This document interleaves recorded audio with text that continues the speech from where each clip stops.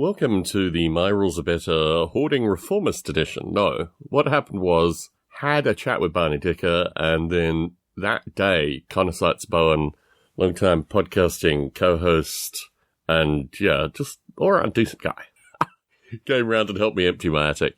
And then, just stunning levels of analysis and organisation. I've been through all my Osprey books, all my older Warhammer books, all my White Dwarves, my Bantam books. The thing with the Osprey was I was hoping there'd be more duplicates. There really haven't been that much. I mean, there isn't that much duplication, which is a little bit disappointing because it means I've got to find space for these things. Or really what it means is I've got to go through them again. And then based on the second parsing, I mean, I really need to start grouping them in terms of era classification as opposed to sheer number, which is what I've done. I've just ordered them in number by section, what have you. Found the duplicates that way. Well, that's still a very good way to have a lot of Osprey books. And also, I found that there is a local Bay Area Oldhammer community. Now, Oldhammer means a lot of different things, but here it means old. Well, here's what it means for me. It means Rogue Trader and 2nd edition Warhammer 40,000, and then 1st, 2nd, and 3rd edition Warhammer Fantasy Battle and all the miniatures associated with that. So anyway, I started a local Oldhammer group because I've realised now that there are, at least a dozen people in my area that all do this thing, which is a funny phenomena that you only discover these things when you're shut down and someone in some group that you belong to say, hey, I live in the Santa Clara County, the Santa Clara County cluster, which is what they're calling it now. Anyway, it's been a cluster for a long time. I've been here for nearly 6 years. Well, actually, yeah, April is 6 years. I think cluster is the right term for Santa Clara County. Anyway, so someone posted saying that they were in Santa Clara County. And I'm like, I'm in Santa Clara County too. Anyway, so I wanted to address the discussion associated with hoarding that any of the photos that I've posted seem to indicate, because a lot of people seem to be very concerned that I have the number of duplicates. The Demon Hunters Codex. I think that's probably, the Warhammer 40,000 Rogue Trader book. I think I have 5 of those. One soft cover, one really badly busted up one. Don't really count those 2. Anyway, maybe 3 if you count it that way.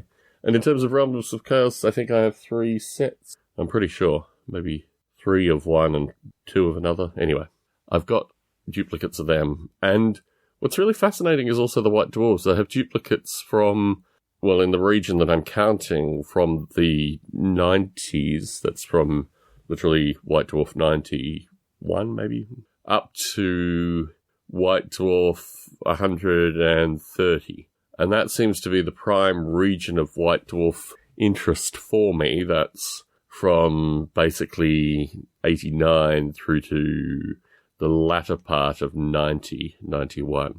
So here's my confession associated with the hoarding. I came back from the UK with a bunch of stuff. That went into storage. I bought some more stuff. That went into storage. I've had maybe 3 or 4 iterations of storage, including when the attic was built. There have been 2 waves of stuff going back up into the attic since it was built. So really I've had maybe 3 to 5 waves of things that I've never had all together at once. So to get them down and to have them all together at once means that I can see things like 3.5 complete sets. Well, not complete sets, but 3.5 4-set books of Dragon Warriors and, 3 or 4 duplicates of various White Dwarves through that period. I mean, these are things where I've collected them periodically. The Citadel Journal is another thing. I should have mentioned the Citadel Journal associated with going through stuff. So I don't think of any of these things as necessarily hoarding. They're just things that I like to have close, and when I don't have them close, I just get them again through some strange, amorphous way. Not really clear how. And what it's made me realize is that this is the core. Everything else I don't really want. I mean, in the kind of Games Workshop scene. So that enables a number of charitable donations, in fact, just a number of piles currently, particularly of White Dwarves, with the view that maybe if there's a local community when this thing blows over, I'll just pass on box loads to the next schmuck. And it's interesting, Richard Murphy gave me 6-7 cases of stuff, and I think probably 2 or 3 worth of the cases that I would pass on would be his stuff. So, interesting times just to reflect. I haven't cleared my table. That's got these 7 piles of things on it that just need to be removed and cleaned up and organised. And then I'll get my table back. So a job for the near future to go through that. In fact, 2 of the piles are donation boxes. So maybe I'll just make the remaining 4 piles donation boxes, and then that makes it all very easy. So yes, working towards getting a space back that I can do some regular videoing in.